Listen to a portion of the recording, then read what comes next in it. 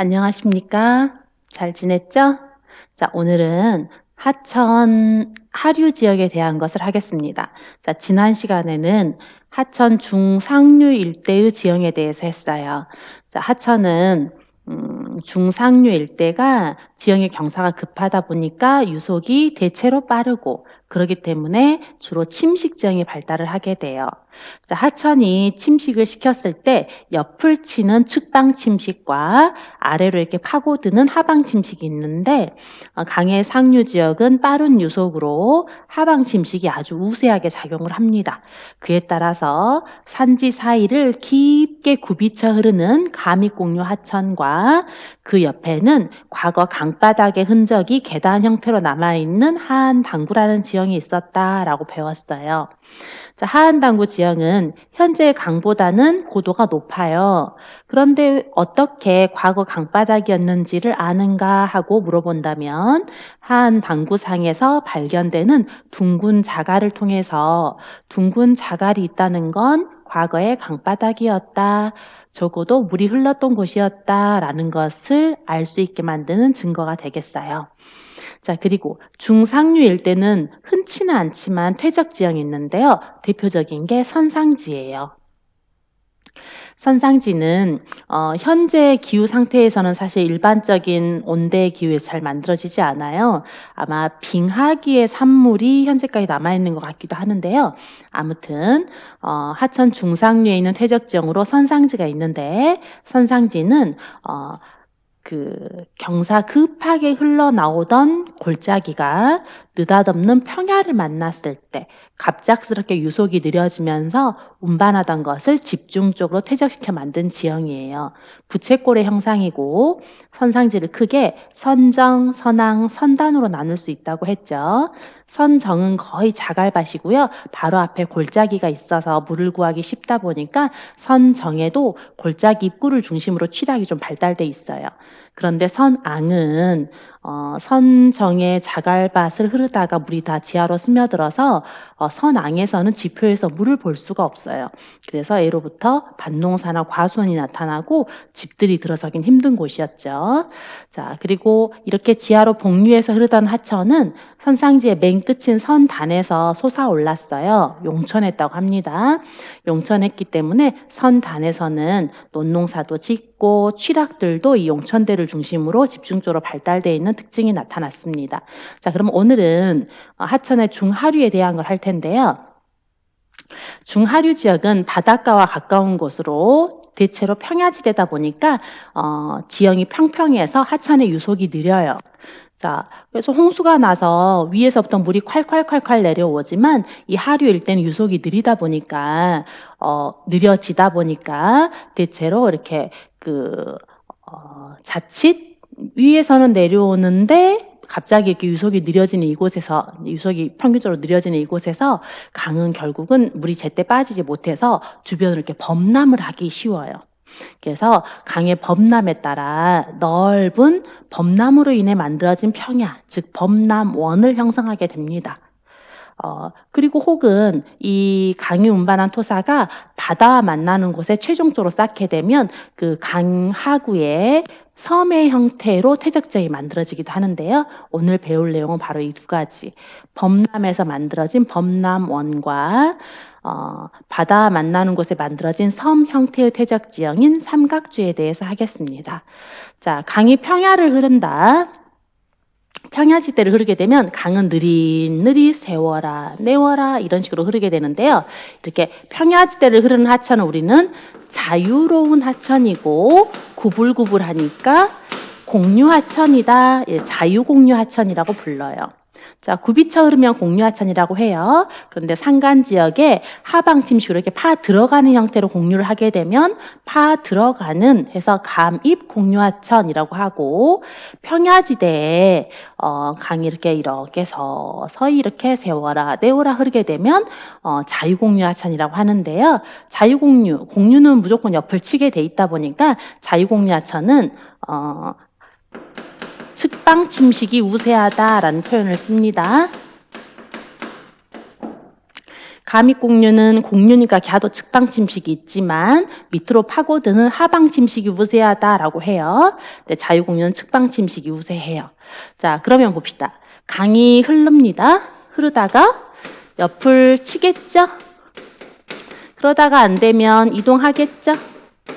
그런데 산간지역이야. 이곳이 돌멩이고 산이고 이러니까 옆을 쳤을 때 버티겠잖아요. 그런데 이곳은 평야지대야. 주변이 평평해요. 그러다 보니까 이 치는 힘이 여기에 있는 흙을 일부 침식시키게 되면 이게 뚝이 터지기도 쉬워요. 유로 변경이 조금 더 쉽죠. 그래서 자유공류가 옆을 침에 따라서 유로 변경이 좀 자유롭습니다.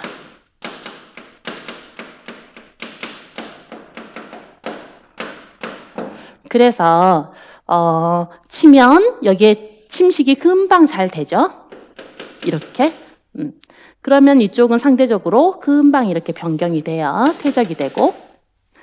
그러다가 이쪽을 치면 이쪽이 금방 깎이고, 그럼 이쪽은 또 퇴적이 되지. 이렇게 하면서 강은 이렇게 생겼던 강도, 그 다음번에 요렇게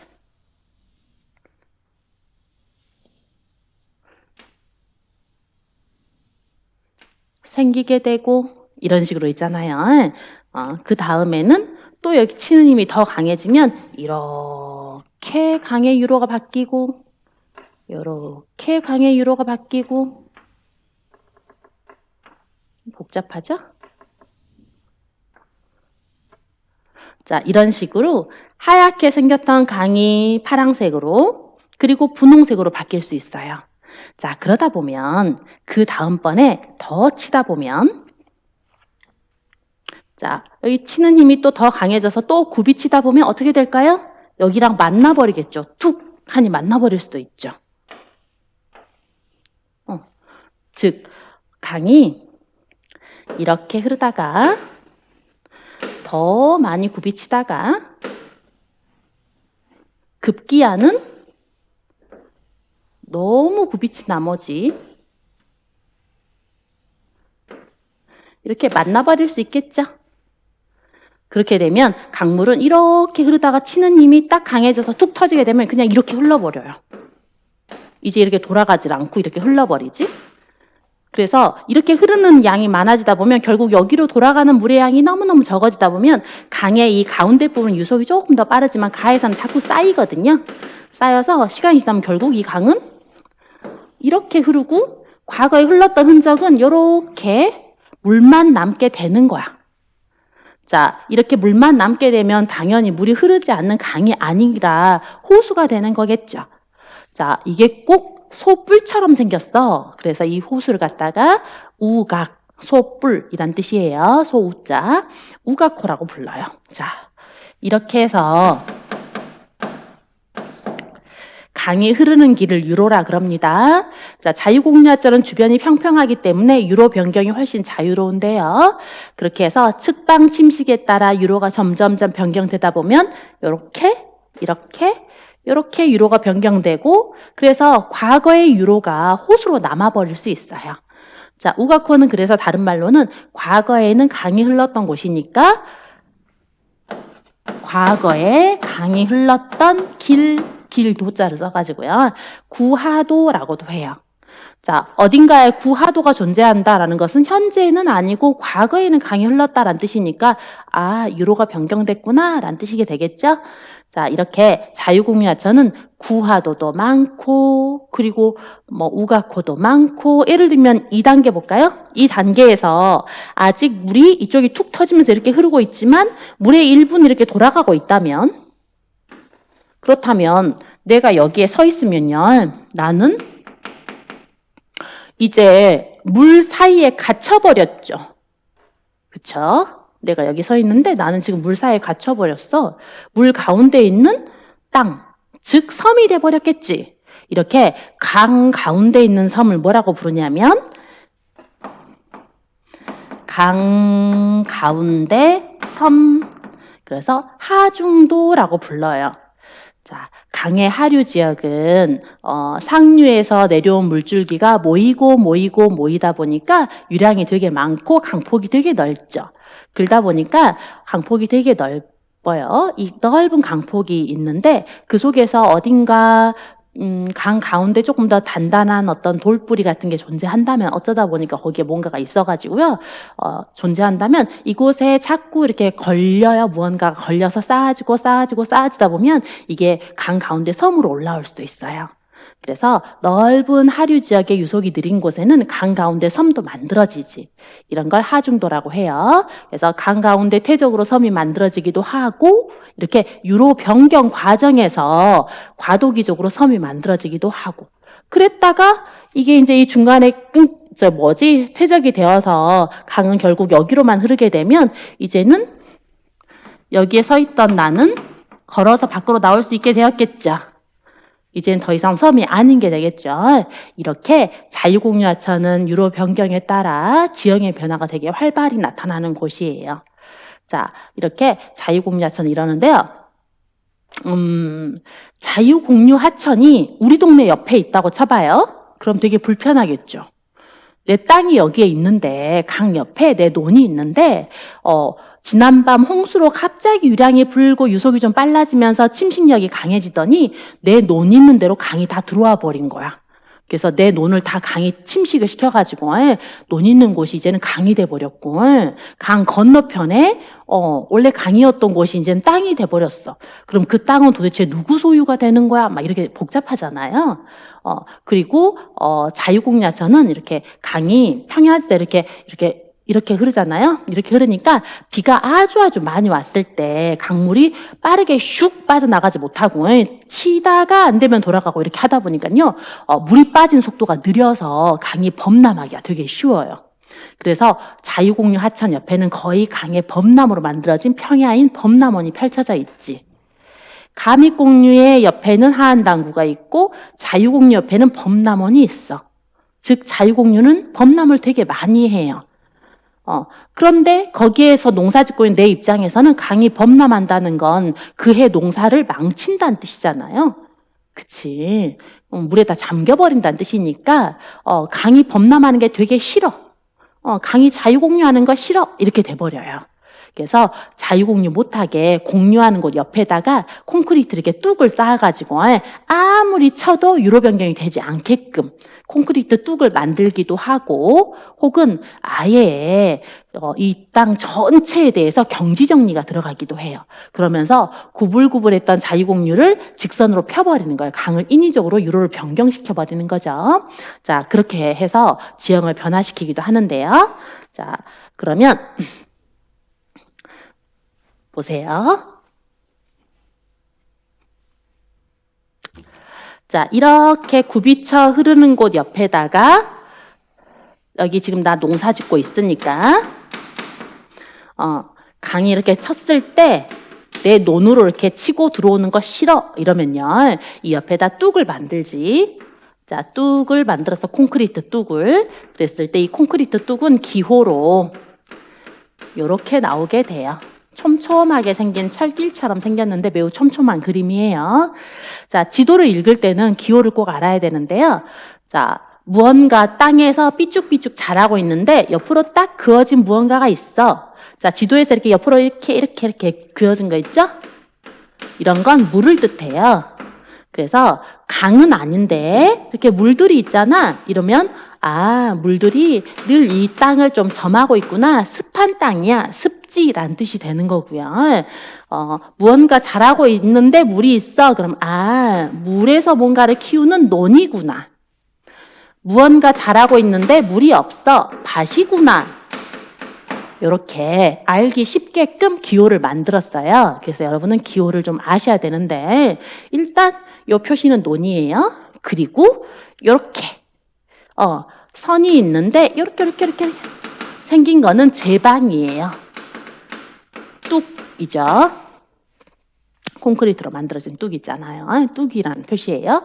그래서 강이 여기 유로 변경하지 말으라고 이런 데다가 말이에요, 뚝을 만들어요. 이렇게 해서 사람들이 인위적으로 유로 변경을 억제할 수도 있죠. 혹은 심지어 이렇게 생겼던 강을 직선화 시켜버려요. 이렇게 직선으로 만들어버리지. 그래서 강물이 굽이쳐 흐르지 않고 그냥 이렇게 다이렉트로 그냥 흐르게. 그래서 아예 옆을 치지 못하게. 유로 변경 없게. 물이 금세 빠져나갈 수 있게. 이렇게 만들어버리는데요. 이런 것을 강을 직선화했다라고도 하고, 직선화시키는 공사를 했다라고 해서 이런 것을 직강공사 혹은 직강화라고 표현을 하게 됩니다. 그러면 물이 금방 빠져버리고 옆을 치지 않으니까 강의 범람의 위험은 줄어든 것이 되겠죠? 자, 이렇습니다. 자, 그럼 범람의 위험을 줄이는 방법에는 이렇게 인공제방을 건설한다거나 강을 직선화하는 방법이 있어요. 자, 그건 그거고 강이 이렇게 범람해서 만들어진 지형에 대해서 우리가 좀 공부를 할 필요가 있는데요. 그런 지형을 범람원이라고 한다고 했죠? 자, 범람원에 대해 설명하겠습니다. 범람으로 만들어진 범람원.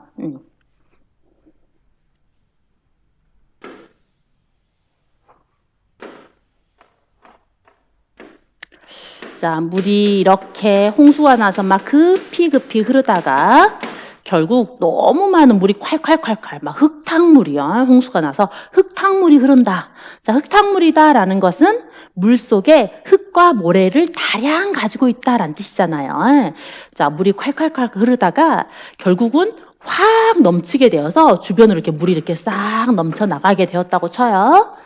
그래서 주변을 다 범람을 시켜버렸지. 물론 강은 낮은 곳을 따라 흐르고 있으니까 저 멀리에는 어딘가에 산이 있어서 이제 그 산이 경계가 되어서 이 물은 더 이상 더 멀리까지는 이렇게 넘쳐 흐르지 않고 이렇게 딱 막혔을 수도 있어요. 자, 아무튼 강이 휘딱 범람을 하게 되면 흐르던 속도에 비해서 범람하는 순간 속도가 이렇게 뚝 떨어지게 돼요. 그러면 운반하고 있던 것 중에 무거운 것들은 이제 속도가 뚝 떨어지니까 집중적으로 이렇게 딱 쌓겠죠. 그래서 강이 딱 범람하면서 주변에 강에 비해 조금 더 높은 이 지역으로 범람하는 순간 좀 더 무거운 것들은 걸려서 후두두두둑 다 퇴적되게 돼요. 막 싹 퇴적되게 되는데 그러다 보니까 강 바로 옆은 무거운 것들이 집중적으로 쌓이고 무거운 애들은 아무래도 좀 더 부피도 있잖아요. 그래서 걔네들이 쌓이다 보면 상당히 두툼하게 쌓이게 돼요. 강을 따라서 두툼하게 지금 현재 굉장히 많이 범람을 했어요. 물이 다 넘쳤어. 그곳에서 보니까 그 물에 잠겨 있는 그 땅 내에서 보니까요. 모래같이 좀 더 무거운 애들은 강 바로 옆에 집중적으로 쌓였어요. 그리고 진흙처럼 엄청 가벼운 애들은 거의 물과 하나가 돼 있죠. 일심동체가 돼 있어가지고 둥둥둥둥 떠가지고 물이 흘러간 곳 멀리까지 그냥 골짜기 사이 멀리까지 쑥하니 그냥 물과 함께 진흙들은 둥둥둥 떠간 거야. 그러고 나서 홍수가 끝났어. 물이 이제 점점 빠집니다. 고요하게 물이 이제 딱 그 정체하겠죠. 그러고 나서 물이 조금씩 쫄쫄쫄쫄 빠져요. 그래서 이제 물이 다 없어졌어. 그래서 이제 강은 정상적으로 이 안에서만 흐르고 있고 넘쳤던 이곳에 물이 빠져가지고 만들어진 지형을 봤더니 강을 따라서 모래가 이렇게 쌓여있는 언덕 같은 둔덕 같은 것이 이렇게 쭉 길게 강을 따라서 있는 거야. 그래서 강이 넘쳐서 만들어진 지형이지만 물이 빠지고 나서는 보니까 이제부터는 강이 넘치지 않게 막아주는 뚝 역할을 자연적으로 해버리는 거야, 얘가. 신기하죠? 자, 이렇게 만들어진 이 지형 우리는 자연이 만든 뚝이잖아. 그래서 자연제방이라고 불러요. 자연이 만들어낸 제방인 거고요. 주로 모래로 구성되어 있어요.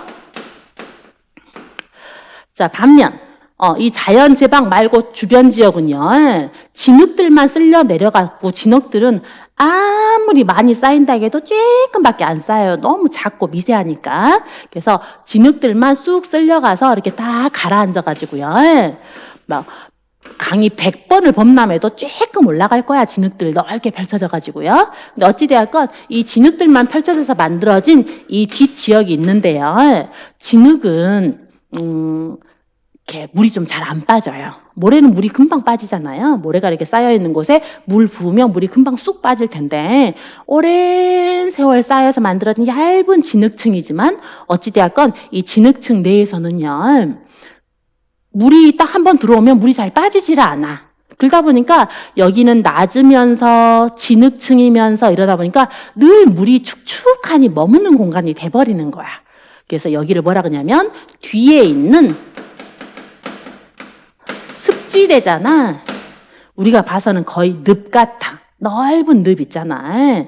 뭐 아마존 같은 데서 보통 사진에 나오는 게 있죠. 뭐 작은 이렇게 조각배 같은 거 타고 장대 같은 거 이렇게 찔러 넣으면서 뭔가 잡으러 가는데 주변에 이렇게 풀숲이 이렇게 수수수수 중간에 풀숲들이 있고 그 사이로 이렇게 배로 이렇게 장대질하면서 이렇게 지나가면서 물고기 잡기도 하고 이렇게 하는데 가끔 뱀들 슉 지나가고 뭐 이런 데 있잖아요.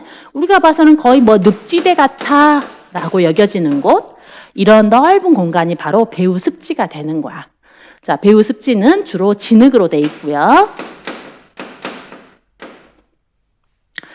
자, 그리고 여기는 자연제방은 주로 모래로 돼 있고 상당히 자연제방은 이렇게 많이 쌓여 있다 보니까 좀 무게감 있고 부피 있는 애들이 쌓여 있다 보니까 높이도 좀 높아요. 그래서 자연제방은 해발고도 잼도 높고 배후습지는 매우 낮고.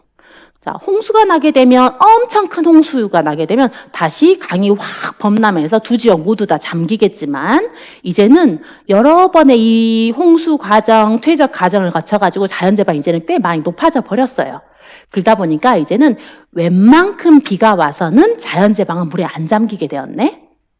자, 그리고 이 배후습지 넓은 습지대 있죠. 습지대에 있는 물이 어딘가로 빠져나가다 보니까 보통 자연제방의 한 귀퉁이가 사사사사삭 이렇게 그 모래가 쓸려 나가가지고요. 이렇게 자연제방이 다 연결되어 있는 게 아니라 중간중간 터져 있어요.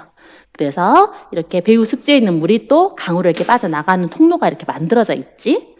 자, 자연제방도 중간중간 사실은 조금 터져 있어요. 그래서 물이 이렇게 빠져나가는 통로를 가지고 있지. 자, 그럼 보세요. 이제는 엄청난 홍수가 아니라 그냥 비가 왔어.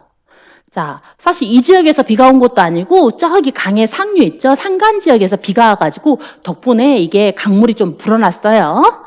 자, 강물이 불었어. 그런데 자연제방은 두둑하니 높아. 자, 불어난 강물은 자연제방에 이 터져 있는 통로를 통해서 쫙 하니 역류에 들어가서 낮은 배후습지를 다 잠기게 만들어요. 그래서 배후습지가 넓은 배후습지가 잠기는 동안 강물은 별로 불지 않겠죠. 조금만 불어도 싹 역류에 들어가서 넓은 배후습지가 잠기고 이러니까. 자, 그리고 만약 상류에 비가 온 게 아니라 이 일대에 비가 왔어요. 자, 이 지역에 비가 왔어.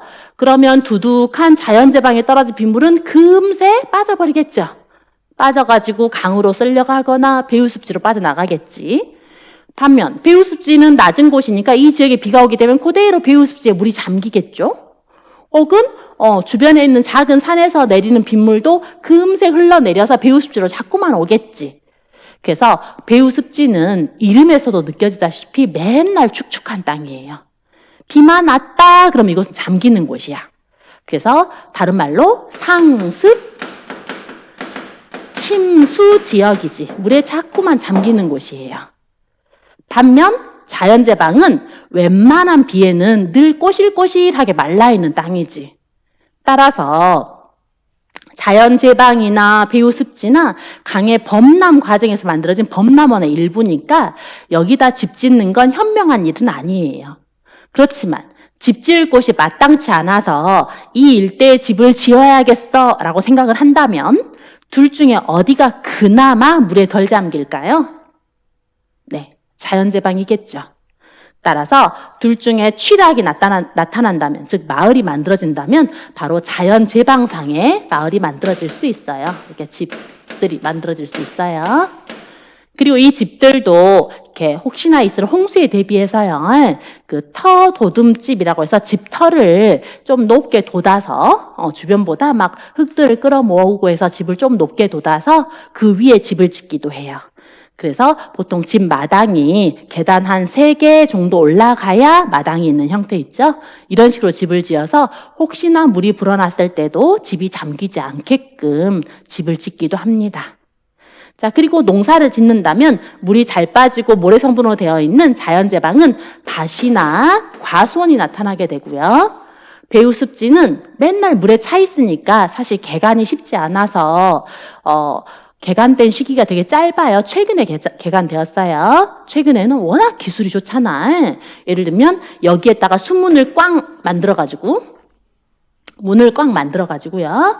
강물이 이렇게 불어나더라도 이 강물이 이렇게 배후 습지로 역류에 들어가지 못하도록 수문을 꽉 닫아버려. 그러고는 펌프 같은 거 있죠? 펌프 같은 걸 동원해서 여기 습지 안에 이렇게 있는 물을 갖다가 이렇게 퍼내버려. 이렇게. 퍼내가지고 이 땅을 약간 꼬실꼬실하게 만든 다음 농사 지기 좋은 땅으로 만들어내는 거야. 그러면 배후 습지는 진흙으로 되어 있는 데다가 강에 의해서 운반된 굉장히 비옥한 어떤 유기물들이 많아요. 그러다 보니까 물만 좀 빼고 꼬실꼬실하게만 만들면 농사 지었을 때 농사가 되게 잘 돼. 근데 기본적으로 진흙 성분이고 물이 좀 잘 차는 곳이니까 여기서는 주로 논농사를 짓게 되죠. 그래서 배후 습지는 주로 논농사를 짓는다거나 아직까지도 일부 지역은 습지 상태로 남아있기도 해요. 그리고 자연제방 같은 경우는 훨씬 더 꼬실꼬실하니까 개간이 아주 쉬웠고요. 옛날부터 개간되었어요. 그래서 자연제방은 밭농사나 과수원 혹은 집들이 들어서기도 하는 공간이에요. 람사 협약에 등록되어 있는 우리나라 습지 중에 우포늪지 들어봤나요? 대구 아래에 있는데요.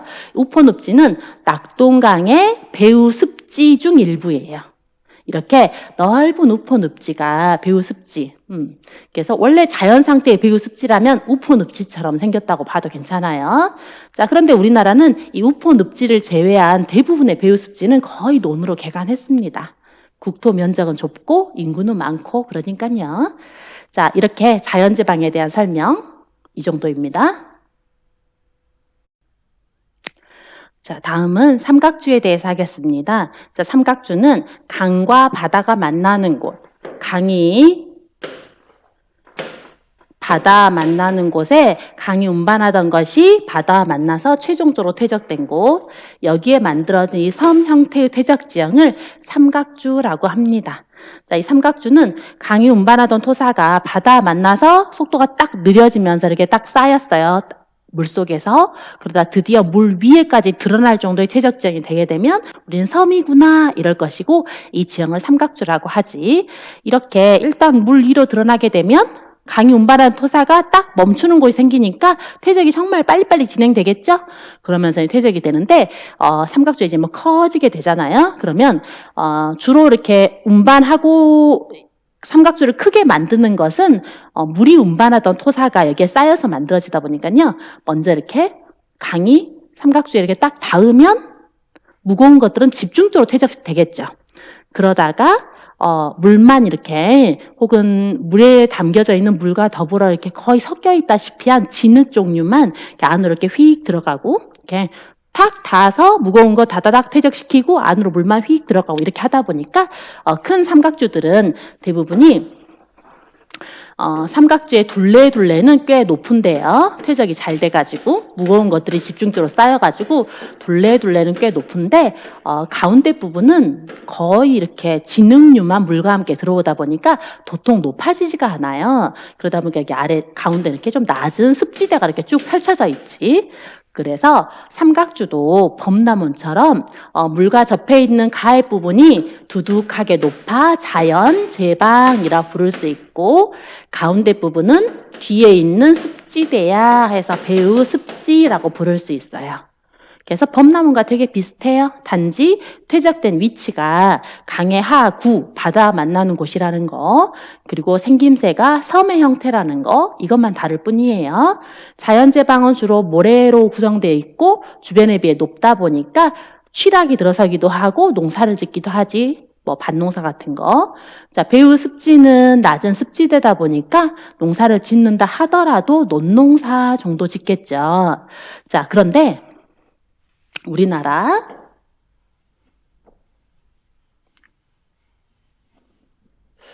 자, 이쁜 우리나라에서요. 여기에 백두산이 있어요. 백두산에서부터 요렇게 두만강이 흐르고 요렇게 압록강이 흐르겠죠. 중국이에요. 자, 그때 이 서해는 우리 한반도와 중국이라는 거대한 육지에 쑥 들어가 있는 만의 형태를 띠고 있다 보니까 조차가 되게 크다 그랬어요. 서해는 조차가 커요. 밀물과 썰물의 높이 차이가 크니까 밀물때가 되면 많은 물이 밀려 들어왔다가 썰물때 밀려 나가겠지. 밀려 들어오는 힘과 밀려 나가는 힘이 되게 빠를 거야. 이런 걸 조류의 흐름이 빠르다라는 표현을 써요. 자, 조차가 크게 되면 조류가 빨라요. 그러면 강이 기껏 모래나 진흙들을요, 바닷가에다가 이렇게 싹 쌓아놨어. 그런데 밀물때가 되면, 조차가 크게 되면 바닷물이 강으로 거슬러 들어가는 감조하천이 만들어지겠죠. 자, 밀물때 바닷물이 싹 하니 거슬러 올라가는 과정에서 퇴적시켜 놓은 곳을 쫙 펴버리는 거야. 그리고 썰물때 돼서 또 바닷물이 쫙 빠지면서 역시나 퇴적시켜 놓은 걸 쫙 펴버리겠지. 이렇게 해서 강이 운반해 놓은 토사를 조류가 이렇게 왔다리 갔다리, 밀물, 썰물이 왔다리 갔다리 하면서 쫙쫙쫙 펴버리는 거예요. 그러다 보니까 물 위에 이렇게 섬 형태로 올라오기가 쉽지 않아요.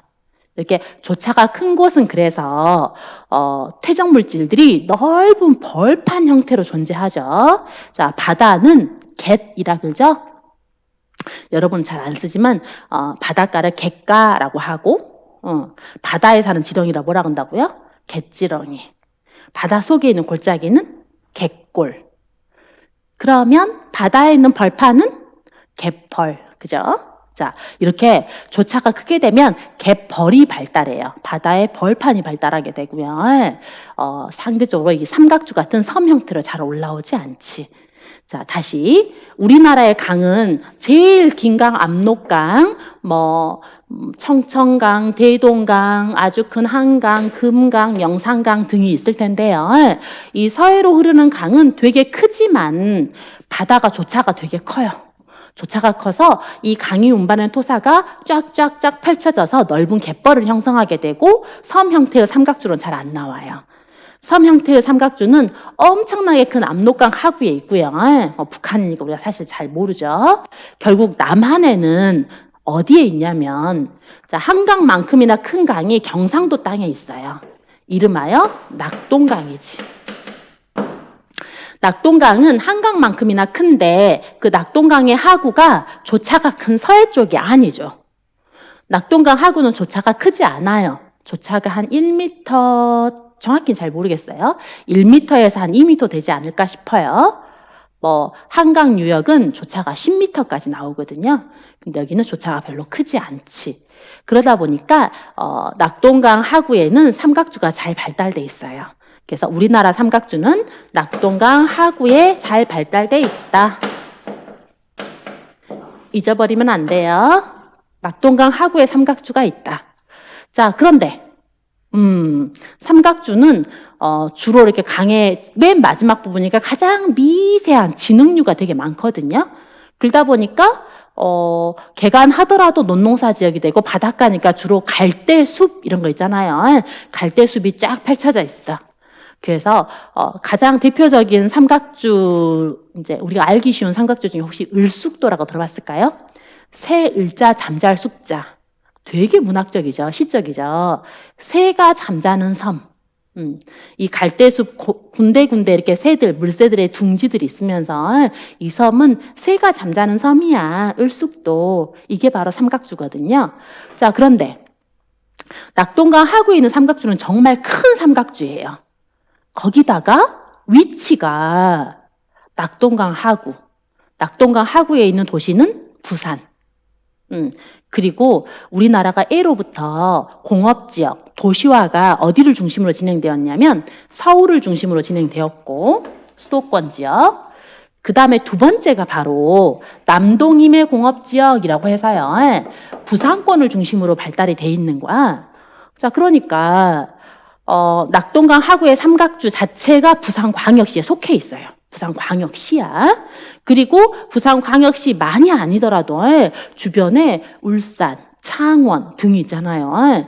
인구가 많은 대도시들이 쫙 발달돼 있다 보니까 이 땅을 그냥 논농사를 짓는다거나 갈대 숲으로만 놔두기엔 너무 아깝잖아요.